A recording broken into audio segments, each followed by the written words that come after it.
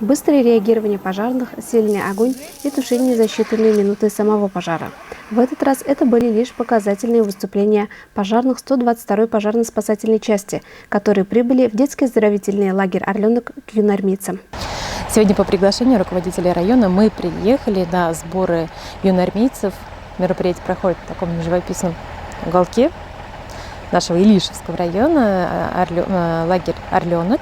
С нами сегодня не только предприниматели или теории лекции, с нами, конечно же, управление, Главное управление по МЧС Республики Башкортостан. И дети непосредственно проходят практику. Это и спортивное ориентирование, это и обычное ориентирование. Дети научатся пользоваться банальным компасом даже.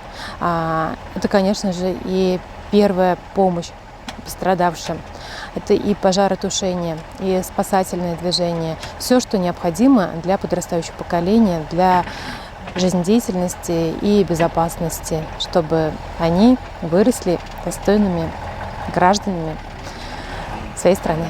Начальник караула 122-й пожарно-спасательной части Денис Магданов рассказал о боевой одежде и как она защищает от огня. А также ребята смогли на себе примерить столь тяжелые снаряжения. Сегодня проходили пожарно-тактические учения. Мы учились одевать одежду пожарных. В одежде жарко, она тяжелая, но было очень интересно и весело. В этой военно-патриотической смене юноармейцев упор делается на патриотическое воспитание и физическое развитие. Участников смены ждут огневая, медицинская и туристическая подготовка. Ежегодно у нас на базе пионерского лагеря «Орленок» традиционно проходят сборы с юноармейцами. Юноармейцы с большим удовольствием отдыхают здесь, проводим занятия с ними по огневой подготовке, по радиационно-химической, строевая, по тактической. Очень интересные мероприятия, встречи с ветеранами афганских событий. Вот в этом году у нас мероприятие проводится следующим образом. Вчера у нас были занятия по огневой подготовке, проводили занятия специалисты с Уфы. Очень интересные проходили занятия, необычные. Ребятам очень понравилось.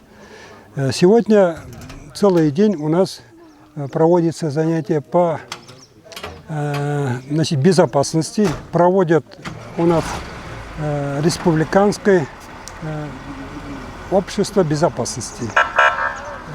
Вот сейчас они проходят пожарную безопасность, туризм, выживание. Мероприятия очень интересные, ребятам очень нравится. Погода очень хорошая. Думаю, что надолго останется нашим ребятам эти сборы. Юноармеец – это школа самостоятельности, ответственности, взаимопомощи и дружбы. Безусловно, такой отдых для детей будет не только интересным, но и полезным. Лена Насырдинова, телерадиокомпания «Илиш».